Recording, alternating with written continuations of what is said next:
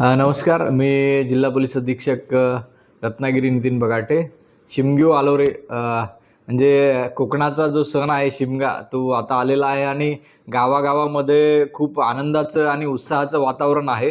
आणि सगळे नागरिक आम्ही सुद्धा गावाचं नाव काय आत्ता आपण गेलो होतो पालशेत गावामध्ये आम्ही एका उत्साहात सहभागी झालो. पेट्रोलिंग करता करता येता येता खूपच छान वातावरण होतं.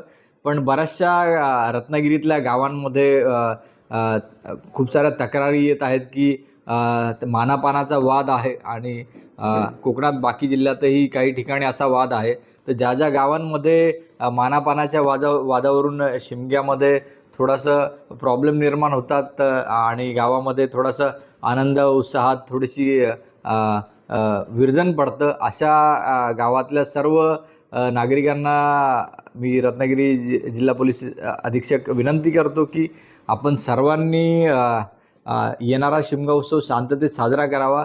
आमचे पोलीस बांधव आपल्याला काही प्रॉब्लेम असल्यास आपण तात्काळ त्यांना कॉल करावा. गावोगावी ठिकठिकाणी शिमगा उत्सवाच्या निमित्ताने पूर्ण रत्नागिरी जिल्हा पोलीस दलाने मीटिंग घेतलेल्या आहेत.